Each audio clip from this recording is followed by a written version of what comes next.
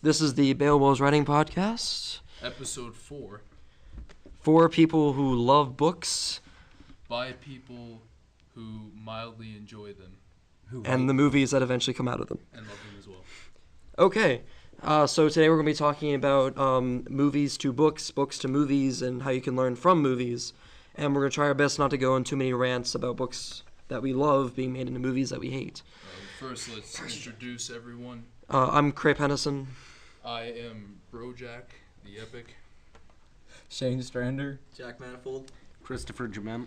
And Alex Cease, the producer. Yeah, we have a producer. We didn't introduce him last podcast. He is our new producer. And yeah, Alexander Cease. So let's dive in, shall we? Let's talk about books that have been made into movies. Do you think it ruins the book? Do you think that... because there's a saying that books are always better. Well, let's start off on that. Let's start off with some of the bad ones, and then we'll talk about some good ones, if you'll have any. Well, so the point you said about books being able to movies, I think people say that books are better because people imagine their own, worlds for books. In, movies, it's whatever the director says goes. But in your mind, anything can happen. And it's harder to go from movies to books because then you already have a set picture in your mind if you've watched the movie. So you buy the book and it's, it takes away a little bit of the allure of buying the book. Well, that's true. It also, obviously, one of the main reasons people can't stand, or at least the reason I can't stand movie adaptations most of the time is because they just either completely or almost completely change the ending or very specific details in the movie from the book, especially about characters and stuff. All right. Do you think people that watch movies don't want to read the books, or do you think they want to read the books, or how do you think that kind of works? I feel like once people watch the movie, they feel like they don't want to go buy the book. But since I read a good bit of books, I usually read a book and then I look up on the internet. It's like, oh, hey, look, it's a movie, or will be a movie next year. So most of the time, I usually do read the books. Like Percy Jackson, I read a bunch of them, and I saw the movies. I was a bit disappointed, but I still enjoyed them. Okay, I was disappointed. We were all disappointed. I was extremely disappointed. I think we were all disappointed. Okay, so aside from that, I know that the way it kind of worked for me, especially with Percy Jackson, is that I would see that the movie's coming out, and I would say, oh, I want to go read the book for that movie. We'll do that too. Next thing I know, I've read the entire series, and then I watched the movie. No, I'm serious. I have the Hunger Games too. Hunger Games, I want to go watch the movie. Yeah, and that's the end of Mockingjay. When's it come out? Another 3 months. But you saw the movie first. No, I read the books, and then I watched the movie because seeing that there's going to be a movie and that says based off the best-selling book or whatever makes me want to read the book. I thought you were saying that you saw the movie and then that inspired you to read the book, which was a question I had if any of y'all had ever seen a movie and then you learned that it was an adaptation from a book, then you read the book, and did you like the book better or you still like the movie better? When I was a kid, I watched the movie Aragon, and then I found out it was a book. So yeah, and the movie was totally different from was the awful. book. It combined the first book and the part of the second book that had at the time been finished, and it came out to be an atrocity among the movie book world. Yeah. Did you ever read the book? Yeah, I read the first book and the second book. After watching the movie, right? Yeah. So what'd you think then of which one you enjoyed more? I like the idea of the world in the movie. I thought they did a good job in the movie. If it was just a movie itself, since it was a book adaptation, it wasn't as good, in that standard. So you thought the book was still, in the end, superior to the movie? In some ways, more than others. Yeah. Well, let's talk about some movies that were made that were I guess adapted very accurately or adapted very well from the books. Do you think since they mirror each other so much, it might have ruined the book? For the movie Holes, I know that I've read the book and watched the movie, and they very much mirror each other very much.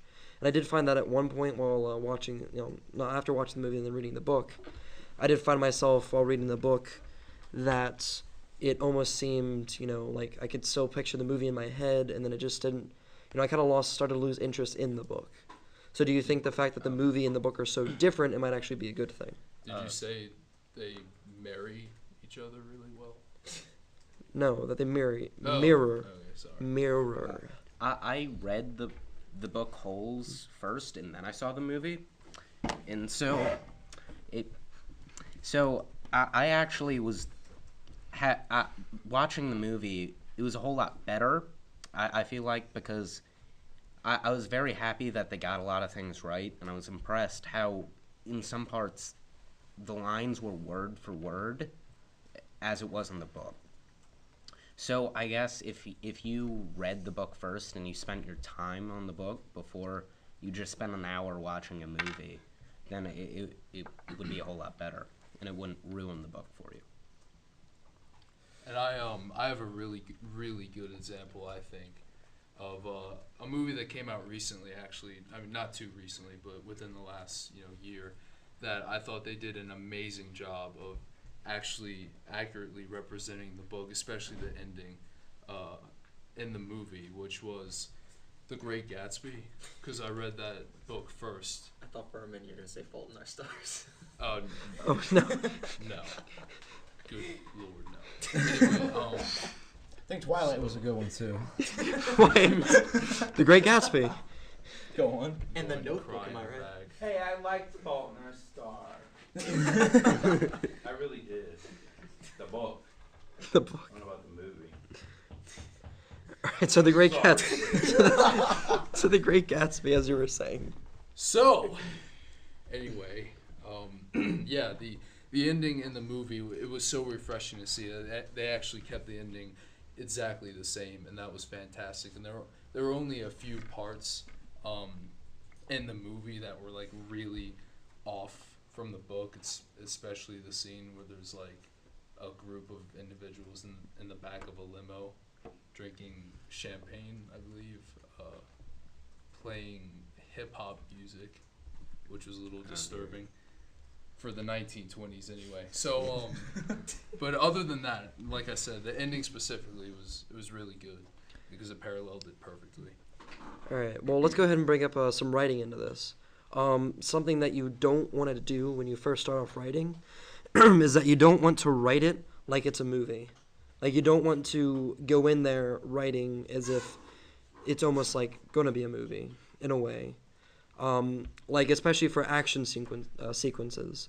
When in a movie, it's very good to watch, like, those 20 minutes of, like, blow-by-blow, turn-by-turn car chases, fight scenes, stuff like that. When you want to write it, you don't want to necessarily go blow-by-blow or mention street-by-street how it goes. So you don't want to necessarily write like a movie. You want to be able to kind of, if you want to learn how to write stuff like that, then read books that have stuff like that and learn from that. But there are some good things that you can learn from movies as well, especially if you go ahead and watch a movie, and then instead of like what you do is that you go ahead and put it on mute and just kind of watch like the scenery or something and write down what you see. It's always a good exercise. Well, as a beginning writer, you gotta be careful that you don't visualize a scene in your head like a movie, but then don't write it out enough. It's almost like when you self-edit, you skip over mistakes because you, in your mind, read them as if they were normal. So always make sure you have somebody to reread it too, because I don't know if y'all get what I'm trying to say. Do y'all? Yeah, I can see it. Like if you picture a scene in your head like it's a movie and you go to write that down, you may leave out details that you can see. That you gotta be sure to write down everything if you want to get that point across. So the idea is don't write like a movie. Exactly. But there are things you can learn from writing, not writing like a movie, but writing from movies. Oh, dialogue. I'm sorry. This is going kind of weird. I think we may have just confused a lot of people. Well, I just kind of realized I just restated what he said in just different words. All right, so let's try to. That's how important. Let's it move is. on. Let's move on, shall we? Dialogue from movies. Dialogue is something that you can definitely learn from watching movies, especially if you're struggling with dialogue. The reason why is because dialogue written in script would never make it to the movie screen if it didn't sound like a normal conversation, if it didn't sound natural, if it wasn't good dialogue. I mean, sure, there's bad dialogue, but at least you can learn from the good ones. Like The Dark Knight is a great example in terms of dialogue, and how each person in the movie have their own voice, even though they have their own actors as well. You can kind of watch movies and really capture how people speak. If you're like a recluse and sits inside all day and doesn't know how people speak. Right. you can look to movies, but also especially in just regular everyday conversations, so that you can develop dialogue to be, like you said, realistic and not unnatural, forced, or fake. And of course, like Cray said, if you are a recluse, then you can, I guess, sit in your mother's basement and watch movies all day to get the feel for dialogue, since you clearly won't be interacting with other humans. Is it not? Ray, come wash my back! Is that not what we all do? Ma! I'm doing something! I was all gun hell talking That about escalated movies. quickly. Getting the Alright, train. want to get back into movies? Well, no, I'm just saying. I don't know. What else do you have to say? Well, all right. I was gonna bring it into writing by saying I think a really good movie to book adaptation. Y'all may disagree, was The Hunger Games. I've never seen or read it. Wow. Elaborate. I think I agree with Just you. what leaves I can see now. that. I can see that. Yeah, I just think they're good. I thought it really played along well. And I just thought it was a well-written book too. There's nothing that really jumped out at me that stood out as bad. I mean, Well, I think that the people who, I guess, read the book clearly were able to capture the world that Susan Collins was trying to portray. Do you have anything to say, Jack? As you look like you... Yes, Jack, enlighten us. No, I was trying to think of like some examples. Like when I think of like weird writing from that book, I think of the tracker jacker scene yeah. when she gets all stung and stuff. Like I think that could have been written a little better. In the movie or the book? The book. Like Is it a little confusing for you? well, it wasn't really confusing. It was just kind of weird, like a weird style of writing. Yeah.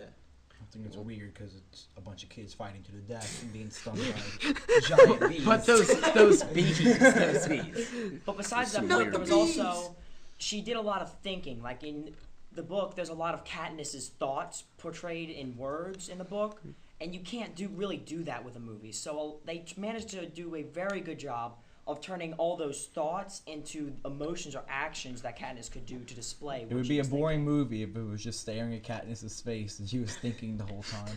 Oh That no, is true. Jennifer Lawrence. Not bad there. Okay, wait. I like the point that they're bringing up in terms of how the book was written from a first-person perspective, and a movie almost every single time is written from a third person, viewed from a third-person perspective. So I do think that it's important, especially when you write, especially as a first person, that you don't write it like a movie as if someone else, like if you're trying to capture, your person, your character's, character, I guess. You want to dive into their head a lot, and I believe that is really important. And even if you're writing in third person, you do want to dive into your characters' heads a little bit more than you would if you were like a movie, because in a movie you can't necessarily follow their thoughts. I know we said no ranting, but I have to, Cray. Go. So I'm pretty sure in every podcast so far I've done mention that I'm reading I Am Number 4. I don't mean to, it just always comes up about what we're talking about. It's a bad movie to book adaptation. I really like the books, but the movie was very disappointing. It was very disappointing. But I have to do a lot with budget too. I don't want y'all to think that, I really don't know where I was going with that, other than sometimes budget can ruin a movie to book adaptation. Because books, you can make up anything you want. You can have a house made out of pancakes on a diamond planet in the middle of nowhere. That's very hard to do in a movie. Genius! The house would not last long. One day y'all gonna read about a pancake house on a diamond planet. That's gonna be me. To bestseller. And another thing is like I'll buy it. Another thing is Ender's Game. Now, most people thought that was a bad movie to book. I kind of liked it. The only thing that bothered me was kid acting, because even though we're all teenagers, kids are really bad at acting. So that kind of hurt the movie too. But the budget was there, which made it visually somewhat pleasing to look at. Now, with the I'm Number 4 thing, I thought that was a good book to movie adaptation. It was alright. It was all right. We've seen some of the better ones in our lifespan, but we've also seen some of the mediocre and really bad ones as well. And it gives us a really good comparison, especially when you compare things like The Hunger Games, which is really good, The Ender's Game, which is pretty good, and then, like you said, what was Shane's book? Shane, what was your book? I Am Number 4. I Am Number 4. The movie adaptation for that was not good at all. No, why do you find that the book to movie was You know, why did you enjoy it? At least decent. Yeah, kid. They're being called out. Fully circle. I don't know. Duh. What do you think we're here for? Canonization. I just thought it was like a really good. I really don't know how to put it. Like, I thought it was really alluring. Like some scenes they could have done a little better.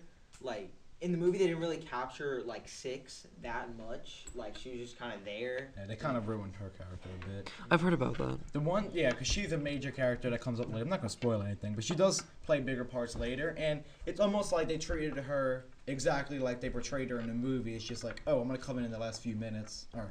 I'm sorry, guys, if y'all plan on watching it, but. But the movie's been out for a Thank decent amount of you. time Okay, now, all right, so. no, we're going to make a rule that we can't spoil anything, and the movie's been out for like 2-3 years. It's your fault if you haven't seen it. And what's not a good time, Lynn? Okay, anyway, like, one thing is, like, that scene where she's, I'm gonna go ahead and say it, it's not important. When she walks away from the house, and the house is exploding, and That was she's, just ridiculous. and she's all cool and everything. Oh, is that when you don't that's- know who she is if you're watching Yeah. the movie? Yeah, you don't know Do who they she is. explain that in the book? Yeah, you know who Because I haven't she read the is. book. Yeah, you know who she is in the book. Because, like I said, every chapter is a different person. Even when they're in different parts of the world. It's like a bunch of smaller books put together. Anyway, Well, that's part of the movie magic, isn't it? Big explosions. that and was stunning so bad, visuals. though. And that, well, yeah, that's what I'm saying. The That's only what thing I that like. saved that scene was that the actress is pretty.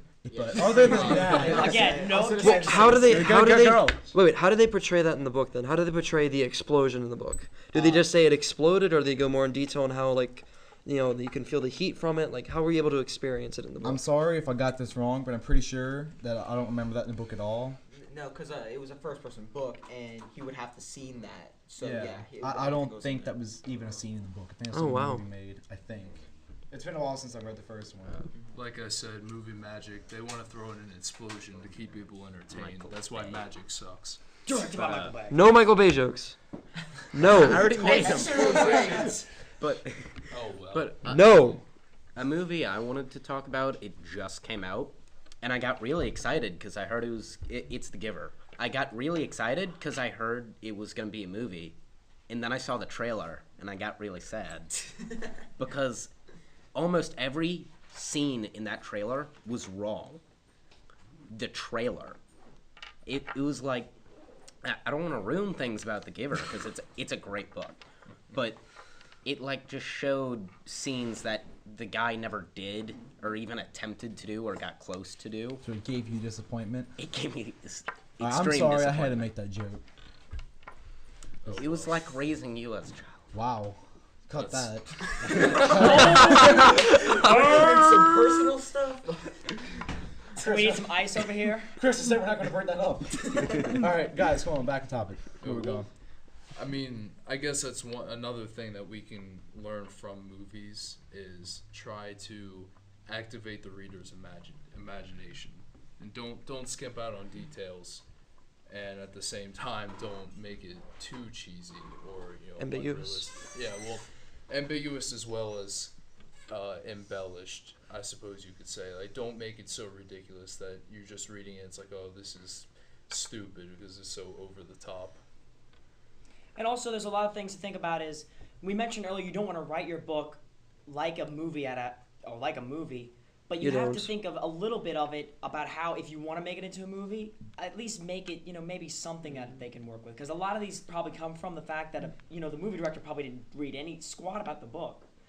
But if the book, some of these books they might disagree with, and so they might want to rewrite it for their own sense. I'm gonna have to disagree with you on that. Oh, You yeah. never want to write your book as if it were to be made into a movie adaptation. If you're gonna do that, just write a script. Yeah. Just write it like a True, I movie. guess, yeah, What you want to that's do more- is that you want to write your book as a book. That's what you want to do. You don't want to write it as if, oh, there's gonna be like some awesome bestseller, it's gonna be made into an awesome movie. I'm gonna go ahead and add an explosion scene here. No. Go ahead and write what is necessary for your story. Write what is necessary for your characters. You don't want to pull any cheap pulls where it's just some fun action or whatever. You want to write what is necessary for it. That's the director's job, is to add explosions. That's what I was just about to say. No, I'm sorry. I stole the words right out of my mouth. Oh, I'll give them back. Anyway. No. Keep them. I'd really rather you not. Another thing that I think we kind of glossed over is one of the big, all right, in my opinion, one of the biggest franchises recently, or it's kind of getting old now, is Harry Potter. How that went from being J.K. Rowling writing on a napkin to 8 movies, I think. Yeah, 8 movies. 8 movies. Theme parks. You can't mention the name Harry Potter without giving her royalties. I'll be writing my check in a minute. Yeah, I get what you're saying. It's huge. They have like merchandise. They have all these kinds of things. They If have. only we can get her on this podcast. That would be amazing. JK, can you hear us? No, but I wanted to bring up, do y'all think that was a good movie to book? Have y'all read the books and seen all the movies? Yeah, I have read a majority of them and seen a majority of the movies. They're pretty good. The only one that I thought was pretty far off was the 5th one, but that was like her longest book.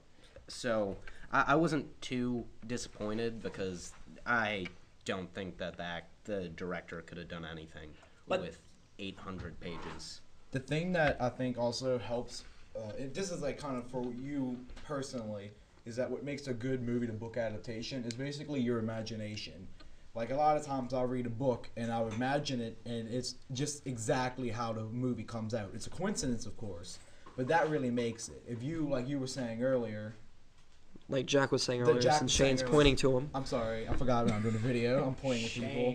That you might bring up your own you might imagine the book differently than what the movie has, and that could distract you from it. No, what you mentioned earlier about how Harry Potter is becoming this huge thing, along with some other things like Hunger Games and Divergence, all those types of things. How they're coming out with like merchandise and stuff like that.